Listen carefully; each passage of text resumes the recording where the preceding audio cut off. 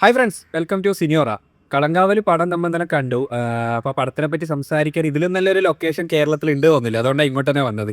പിന്നെ ഈ പടത്തിനെ പറ്റി പറയാനാണെങ്കിൽ ശരിക്കും തിയേറ്ററിനെ കണ്ടിട്ട് ഞാൻ ഇങ്ങനെ തരിച്ചിരുന്നു പോയി. ഇതൊരു ഔട്ട് ആൻഡ് ഔട്ട് പടമാണോ അല്ലെങ്കിൽ ഒരു ഭീകര സംഭവം ഇതിൻ്റെ അകത്ത് ഉണ്ടോ ഇല്ലയോ അങ്ങനെയല്ല ഞാൻ ഉദ്ദേശിക്കുന്നത്. പെർഫോമൻസ് കണ്ടിട്ട് ഞെട്ടിപ്പോയി പറയില്ലേ. മമ്മൂക്കേൻ്റെ പെർഫോമൻസിനെ പറ്റി പറയാനൊന്നും നമ്മൾ ആളല്ല, പക്ഷേ ഇത്രയും വർഷം കഴിഞ്ഞിട്ടും എത്രയൊക്കെ ജനറേഷൻസിലെ ആൾക്കാർ പെർഫോമൻസ് കണ്ടിട്ടാണ് ആളുടെ പെർഫോമൻസ് എൻ്റെ കൈയടിക്കുന്നുണ്ട് എന്ന് ഇപ്പം കൈയടിക്കുന്നുണ്ട് എന്ന് ആലോചിക്കുമ്പോൾ ഭയങ്കര സന്തോഷമായി തിയേറ്ററിൽ ആ മൊമെൻറ്റ് കിട്ടിയത്. പിന്നെ വിനായകനായാലും ലാസ്റ്റത്തെ വിനായകൻ്റെ ഒരു പരിപാടികളുണ്ട്, ശരിക്കും ഒരു അഡ്രനാലിൻ റഷ് സാധനം. അപ്പോഴാണ് വിനായകൻ്റെ കാസ്റ്റിങ്ങിൻ്റെ ഇമ്പോർട്ടൻസ് മനസ്സിലായത്.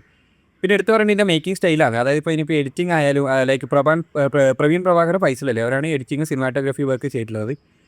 അതൊക്കെ പടത്തിന് ഇങ്ങനെ അനുയോജിച്ച് പോകുന്ന രീതിയിൽ അതൊക്കെ എന്താണോ ആവശ്യം ആ രീതിയിലാണ് അതൊക്കെ ചെയ്തിട്ടുള്ളത്. ഇപ്പോൾ മുജീബ് മജീദിൻ്റെ മ്യൂസിക് ആളുടെ ഒരു സ്റ്റൈൽ എന്താണെന്നുള്ളത് നമുക്കറിയാം. അതായത് ആൾ ചെയ്യുന്ന രീതി എപ്പോഴും കുറച്ചൊരു എന്താ പറയുക, നമ്മൾ നോളൻ്റെ പടത്തിൽ കാണുന്ന സ്റ്റൈൽ ആൾ വന്നിട്ടുണ്ട്, പൊതുവേ ചെയ്യലുണ്ട്. പക്ഷേ ഇതിൻ്റെ അകത്ത് ആ ഒരു രീതി ഫോളോ ചെയ്തില്ല. കഥക്ക് എന്താണോ ആവശ്യം അതാണ്, സിനിമയ്ക്ക് എന്താണോ ആവശ്യം അതാണ് എല്ലാവരും ചെയ്തിട്ടുള്ളത്. Anyway performance hats off. ആളുടെ പെർഫോമൻസിനെ പറ്റി നമുക്ക് ഇതിൻ്റെ അപ്പുറം ഒന്നും പറയാനില്ല. Okay, thank you.